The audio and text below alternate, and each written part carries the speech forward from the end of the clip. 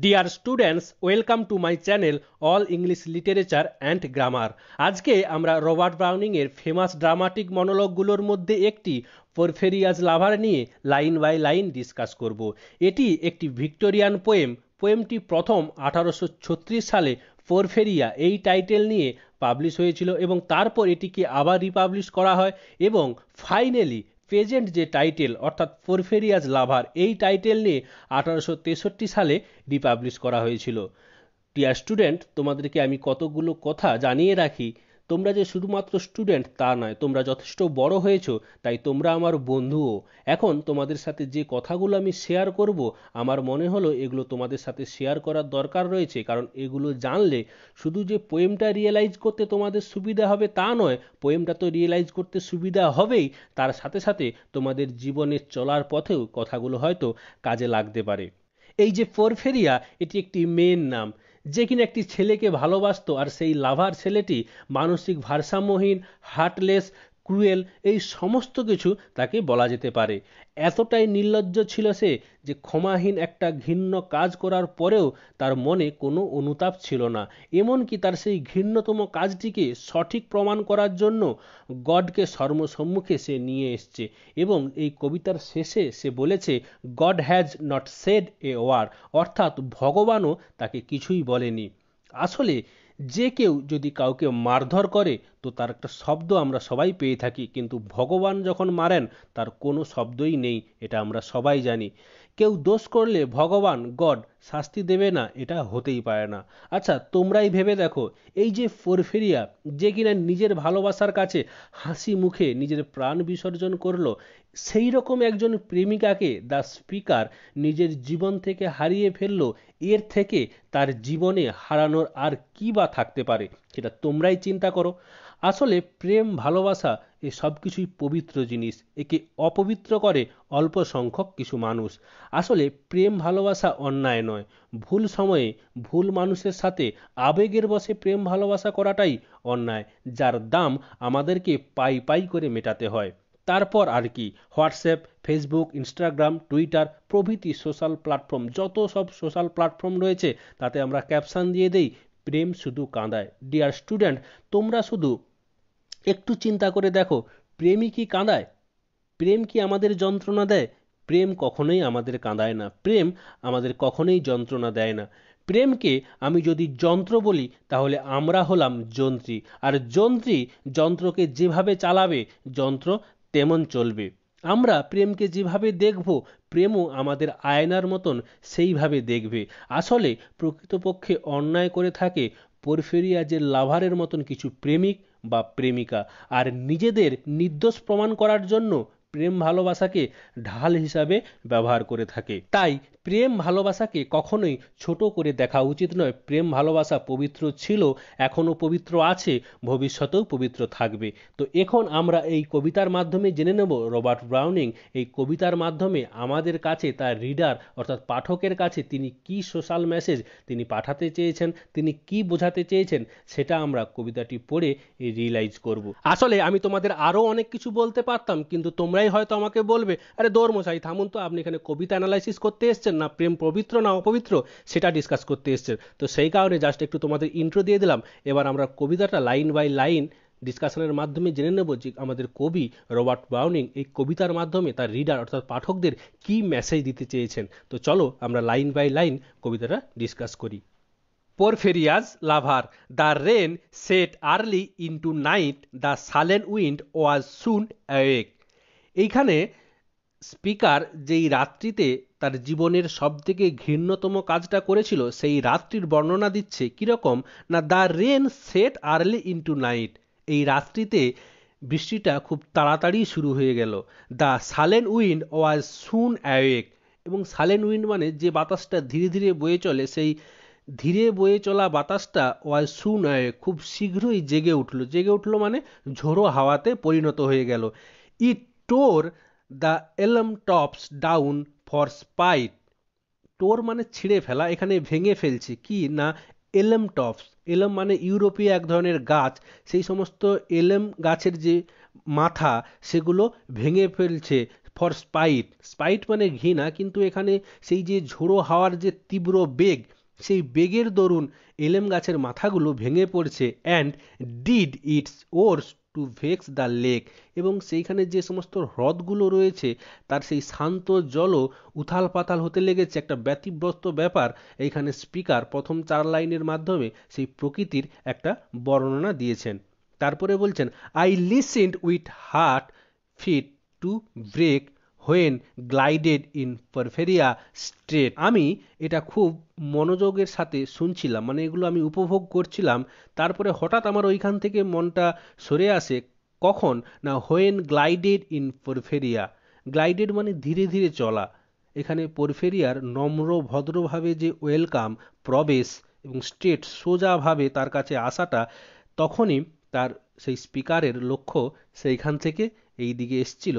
সেটাই বলছে, I listen with heart fit to break when glided in Porphyria straight she shut the cold out and the storm. Porphyria যখন সেই বাড়িতে প্রবেশ করলো, তারপরে সেই দরজাটা বন্ধ করে দিল, এবং তার সাথে সাথে দরজা বন্ধ করে দেওয়ার সাথে সাথে বাইরে যে ঠান্ডা হাওয়া, ঝোড়ো হাওয়া, এই সমস্ত কিছু বাইরে থেকে গেল। She shut the cold out and the storm and kneeled and made the cheerless grate blaze up. এবং নিল্ড মানে হচ্ছে হাঁটু গেড়ে বসা। সে হাঁটু গেড়ে বসলো। And made the cheerless grate blaze up, মানে ওই ইউরোপীয় শীতপ্রধান যে সমস্ত কান্ট্রিগুলো রয়েছে, সেইখানে শীতকালে প্রত্যেক বাড়িতে, বাড়ির কোণে আগুন জ্বালানোর ব্যবস্থা থাকে, যাতে বা পুরো বাড়িটা গরম থাকে। তো সেই রকম আগুন জ্বালানোর জায়গায় সেখানে পরফেরিয়া হাঁটু গেড়ে বসলো এবং সেইখানে আগুন জ্বালিয়ে দিল। And all the cottage warm, এবং এর ফলে কি হলো, এক সমস্ত কুটিরটা গরম হয়ে গেল। কটেজ অর্থাৎ এখানে বোঝা যাচ্ছে যে স্পিকার এতক্ষণ একটা কুটিরে, একটা ঝুপড়িতে সেখানে অবস্থান করছিল। সেইখানে তার লাভার পরফেরিয়া এলো এবং সেখানে হাঁটু গেড়ে বসে সেই কুটিরের কোণে একটা আগুন জ্বালিয়ে দিল। এর ফলে পুরো কুটিরটা গরম হয়ে গেল। হুইচ ডান, এবং এটা যখন হয়ে গেল, সি রোজ, সে উঠে দাঁড়ালো। And from withdraw the dripping cloak and শোল। ড্রিপিং ক্লোক মানে হচ্ছে এই পোশাকের উপরে বর্ষাকালে আমরা যেমন রেনকোট পরে থাকি, তো সেই রকমই রেনকোট জাতীয় একটা পোশাক পরফেরিয়ার পরা ছিল। সেটা থেকেও তখন জল ঝরে পড়ছিল, তো সেই পোশাকটাও খুলে ফেললো।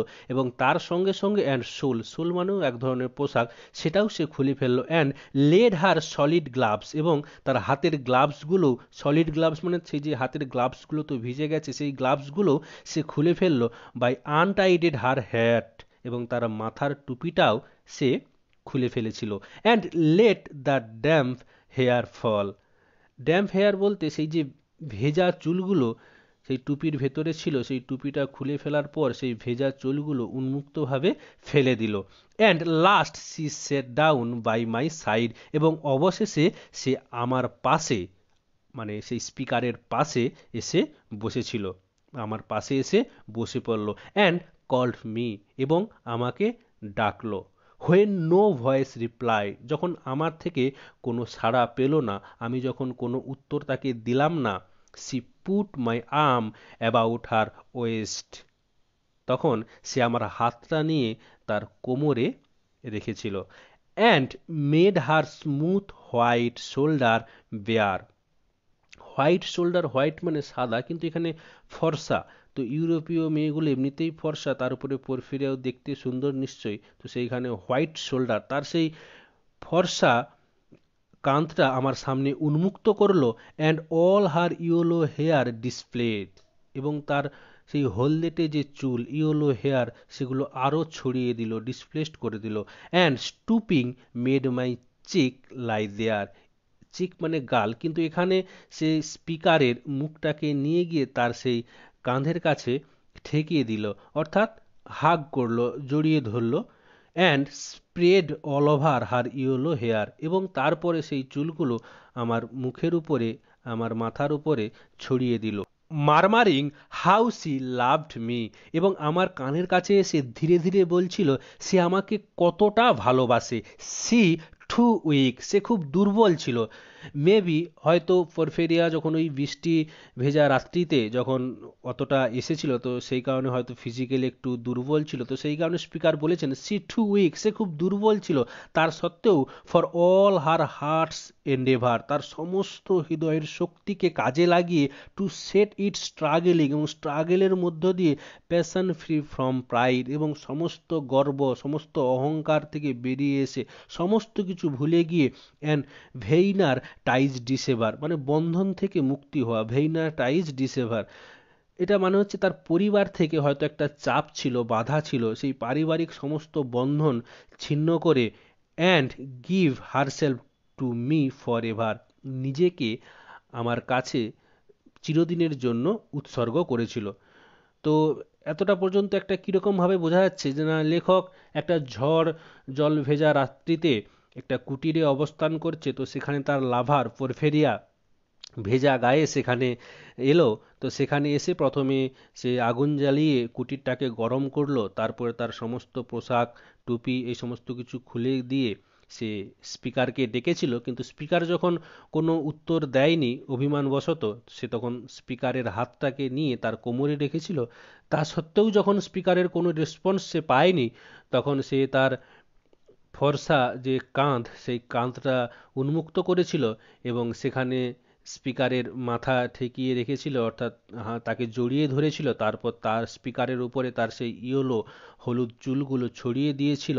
তারপর তার কানের কাছে গিয়ে তাকে বোঝাতে চেয়েছিল যে সে তাকে কতটা ভালোবাসে, পরফেরিয়া তার সেই লাভারকে কতটা ভালোবাসে, এবং সে কিভাবে সমস্ত কিছু বন্ধন ছিন্ন করে সমস্ত অহংকার সমস্ত গর্ব থেকে বেরিয়ে এসে কত কষ্ট করে আজকে তার কাছে এসে পৌঁছেছে শুধুমাত্র তার ভালোবাসা পাওয়ার জন্য। That's it. But passion sometimes would prevail, nor could tonight's gay feast restrain. কখনো কখনো মনের ভাবের যে আবেগ প্যাশন সামটাইমস উড প্রিভেল, জয়ী হয়ে যায়, প্রিভেল করে।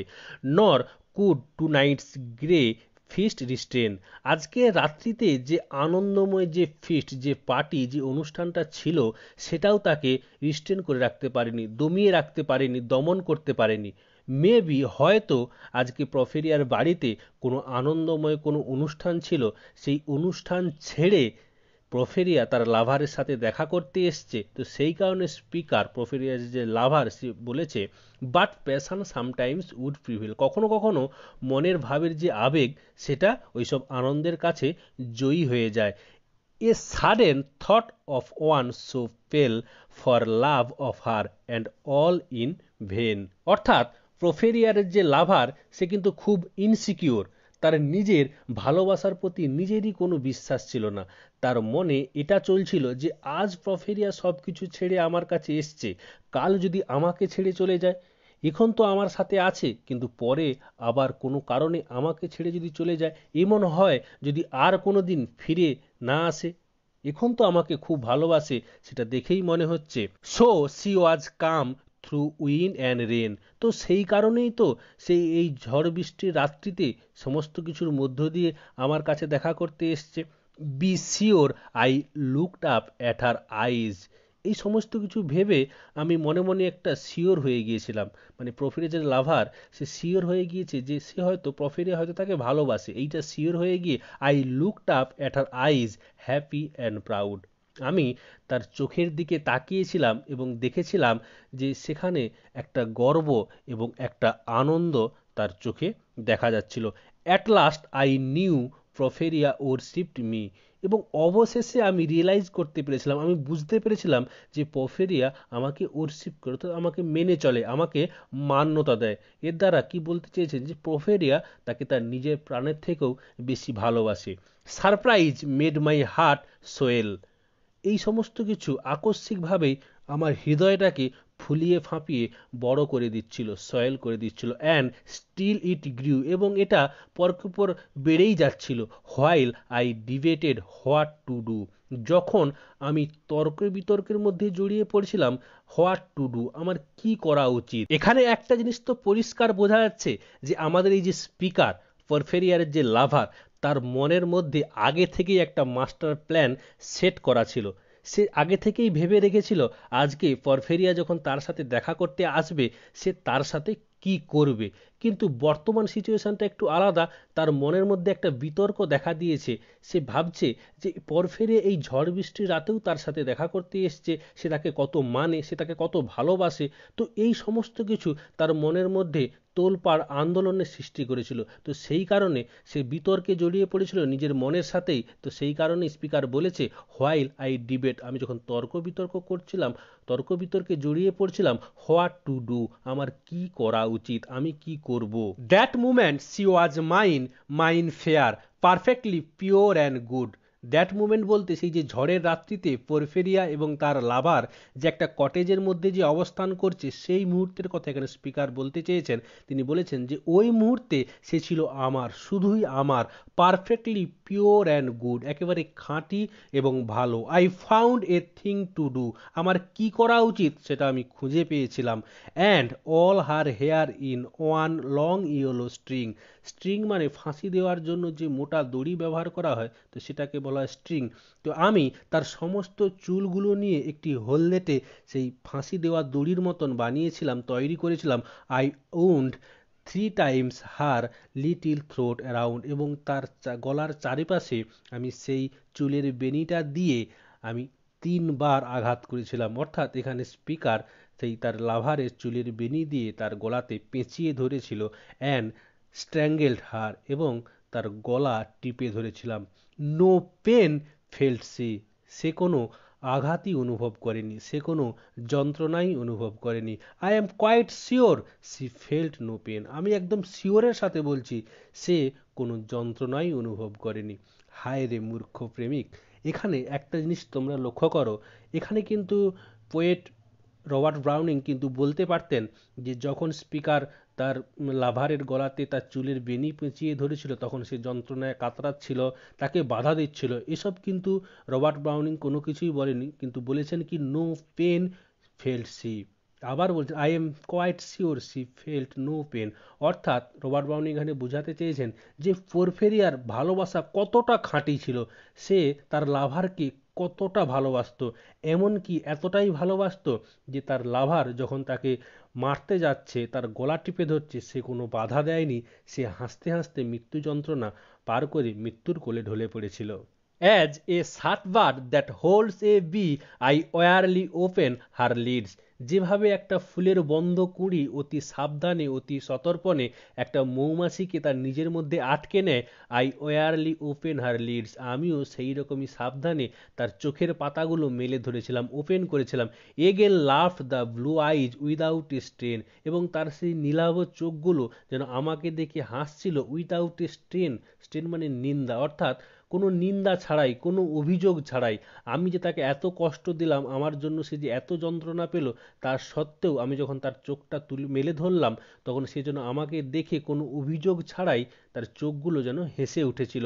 And I untightened next the tress about her neck, এবং আমি তারপর তার গলা থেকে তার সেই চুলের বেনিটাকে উন্মুক্ত করে দিলাম যেটা এতক্ষণ পেঁচানো ছিল। Her cheek once more blushed bright beneath my burning kiss, burning মানে ভেরি হট, তো আমার কিসের জন্য তার সেই গালগুলো আবার উজ্জ্বল হয়ে উঠল। I propped her head up as before, আমি পূর্বের ন্যায় তার মাথাটাকে তুলে ধরলাম। Only this time my shoulder bore her head, কিন্তু এই সময় আমার কাঁধে কিন্তু তার মাথা ছিল। অর্থাৎ কবিতার শুরুতে পরফিরিয়া যখন এন্ট্রি নেয়, প্রবেশ করে, তার এসে কিন্তু সে তার লাভারের মাথা কিন্তু নিজের কাঁধে রেখেছিল, এখন দ্য স্পিকার কিন্তু তার সেই লাভারের ডেড বডির যে মাথা সেটা তার কাঁধে রেখেছে। তো সেই কারণে স্পিকার বলেছে this time my shoulder bore her head, সেই মুহূর্তে সেই সময়ে আমার কাঁধে কিন্তু তার মাথা ছিল। হুইচ ড্রুপস আপন ইটস টেল, যেটা বারবার ঝুঁকে পড়ে যাচ্ছিল। The smiling rosy little head so glad it has its utmost will, পরফেরিয়ার সেই গোলাপের ছোট্ট মাথাটাকে দেখে মনে হচ্ছে যেন আনন্দে হাসছে। It has it utmost will, এটা তার জীবনের শেষ ইচ্ছা ছিল। আটমোস্ট উইল মানে শেষ ইচ্ছা। তো কি তাকে এইভাবে মেরে দেওয়া হোক? সেটা নিশ্চয়ই না। That all it scorned at once is fled. এতে পরফিরিয়ার অনেক লাভ হয়েছিল। পরফিরিয়া যে সমস্ত জিনিসগুলো পছন্দ করতো না, যেগুলো তাকে কষ্ট দিত, সেগুলো থেকে সে নিস্তার পেয়েছিল। এবং I its love am gained instead Porphyria's love, এবং আমি এর বদলে আমারও লাভ হয়েছিল। আমি কি লাভ করেছিলাম না, আমি পরফিরিয়ার ভালোবাসাটাকে গেইন করেছিলাম, লাভ করে নিয়েছিলাম, অর্থাৎ পরফিরিয়া চিরস্থায়ীভাবে আমার হয়ে গিয়েছিল। She guessed not how her darling one wish would be hair.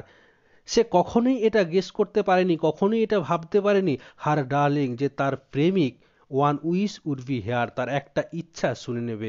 অর্থাৎ পরফেরিয়া তার কাছে চেয়েছিল, তার লাভারের কাছে, যে তার সাথে সারা জীবনের জন্য থাকতে চায়, কিন্তু পরফেরিয়ার লাভার তার প্রাণ নিয়ে তার জীবনের সাথে তাকে সারা জীবনের জন্য বেঁধে নিয়েছিল।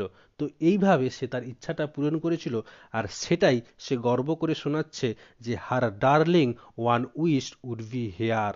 এটা পরফিরিয়া কোনোদিনই ভাবতে পারেনি। And thus we sit together now, এবং আমরা এইভাবে একসাথে বসে থাকলাম। অ্যান্ড অল নাইট, সারা রাত্রি ধরে, long we have not stirred, এবং আমরা এইভাবে সারা রাত্রি ধরে কোন নড়াচড়া করিনি। And yet God has not said a word, এবং ভগবান গডও আমাদেরকে কোনো কিছু বলেনি। এখানে সে নিজেকে নির্দোষ প্রমাণ করার জন্য গড অর্থাৎ ভগবানের সাহারা নিয়েছে। তার মনে হয়েছে সে যদি ভুল কিছু করত তাহলে গড নিশ্চয়ই কিছু বলতো। গড এভাবে চুপচাপ রয়েছেন, কোনো শব্দ গডের মুখ দিয়ে বেরোয়নি, মানে সে যা করেছে ঠিক করেছে। কিন্তু ভগবান তো তোমার 16 কলা পূর্ণের অপেক্ষায় রয়েছেন। তোমার 16 কলা পূর্ণ হলে নিশ্চয়ই তোমার নির্দিষ্ট জায়গাটা ভগবান তোমাকে দেখিয়ে দেবেন। অতএব ভগবানের প্রতি আমাদের বিশ্বাস রাখতে হবে, ভগবান তার কাজ ঠিকই করে যাচ্ছেন। Actually in this poem the last line, and yet God has not said a word, may be an expression of justification for his terrible act. Dear students, আজকের ডিসকাশন এই পর্যন্তই। কেমন লাগলো কমেন্ট বক্সে জানিও। দেখা হচ্ছে পরের ভিডিওতে। Take care, thank you.